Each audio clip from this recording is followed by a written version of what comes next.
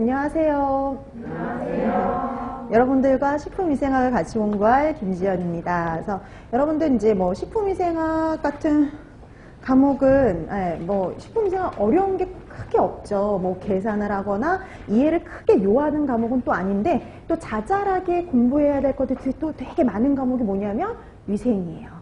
자, 그래서 여러분들이 뭐 이제 이론을 이제 3, 4, 5, 6 4개월 동안 탄탄히 다져두셨죠. 이제 그걸 토대로 해가지고 이제 문제를 하나씩 집을 짓듯이 문제를 하나씩 풀어가시면 되는데요.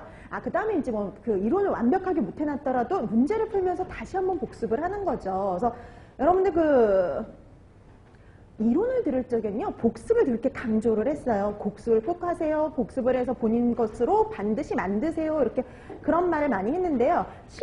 이론에서 강조할 건 뭐냐면, 복습만큼 되게 중요한 게 바로 예습입니다. 그래서 반드시 여러분들 진도 나가기 전에요, 문제를 다 풀어오셔야 돼요. 그러니까 이것도 이제 단체 급식하고 비슷하게 한 10장 정도 풀어오시면 수업을 진행하는데 상당히 도움이 될 수가 있어요. 그래서 여러분들이 만약 그걸 안 해오시면은요, 정말 받아쓰기예요. 팔만 아파요. 3시간 내내 팔만 아프다 가거든요. 그래서 여러분들이 반드시 문제를 풀어오시고요. 여러분 또 이렇게 문제집에 시중에 나와 있는 문제집 같은 것들을 구하기도 힘들어요. 그렇기 때문에 풀 수 있는 기회, 본인의 실력으로 그다음에 본인이 한번 답을 작성해보는 아주 좋은 기회가 될 수 있기 때문에요. 문제는 꼭 풀어 오셔야 됩니다.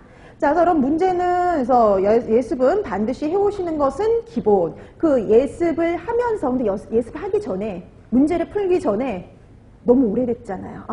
그래도 3, 4, 5, 6 이렇게 뭐 공부한 내용이 있긴 하지만 또 다시 보면 또 새롭잖아요. 그러니까 항상 이제 그 문제 풀시기 전에 한번 거기에 해당하는 내용들을 먼저 한번 쭉 읽으면서 복습을 하시고 머릿속에 한번 상기를 하시고 스스로 문제를 한번 풀어보시는 거죠. 되도록이면 책을 보지 말고 내가 책을 보지 않고 어느 정도까지 답을 작성할 수 있는지 그런 것들을 한번 여러분들의 능력을 파악하는 이렇게 그 시간을 좀 할애할 필요가 있어요. 그래서 내가 어디까지 알고 있고 내가 모르는 부분이 무엇인지를요, 문제 예습을 하면서, 문제풀이 예습을 하면서 본인의 실력을 파악하는 것도 필요하죠.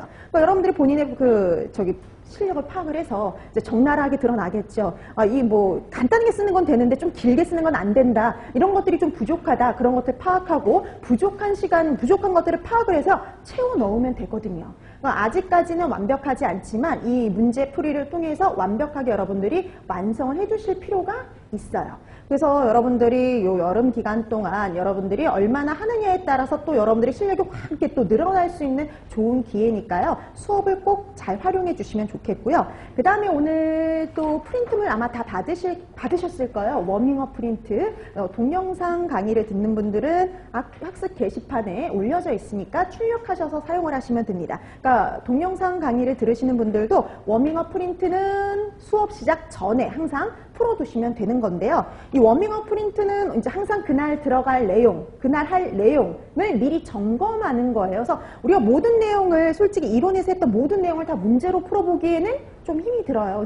그래서 그런 데서 이제 좀 안 나왔던 그런 내용들을 워밍업 프린트를 통해서 기억을 한번 되살리고 그다음에 문제를 푸는 이런 식으로 수업이 진행이 되니까요. 여러분들이 수업 시간을 잘 좀 활용을 해주셨으면 좋을 것 같습니다.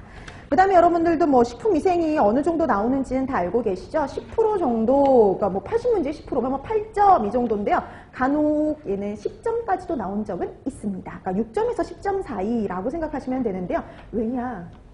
논술형으로도 나오기도 하거든요. 식품위생은. 그래서 식품위생 단체급식 같은 경우에는 단독으로 뭐 논술형 문제가 나오지 않거든요. 근데 식품위생은 단독으로 논술형 문제도 실제 나온 적이 있습니다. 그렇기 때문에 이제 뭐 6점에서 한 10점 사이 그 정도 분량이다라고 생각하시면 될 것 같아요. 그런데 뭐 그렇다고 해서 되게 막 차지하는 비율이 높거나 그렇지는 않은데 그래도 공부해야지 맞을 수가 있으니까 여러분들이 그런 걸 감안해 주시면 되겠고요. 그 다음에 이제 얘도 마찬가지로 이렇게 아주 깊이 있게 할 필요는 없지만 폭 넓게 여러분들이 좀 공부를 해 두실 필요가 있었어요. 자, 그래서 오늘도 식품위생도 마찬가지로요. 단체급식처럼 먼저 오늘 할 내용에 대한 워밍업 프린트부터 확인을 하고요. 그 다음에 이제 문제풀이 하나씩 나갈 텐데요. 자, 우리가 이제 오늘 기본적으로 이제 할 게 뭐냐면 미생물의 종류와 특성이에요. 여러분 미생물의 종류와 특성, 미생물들 기억나시나요?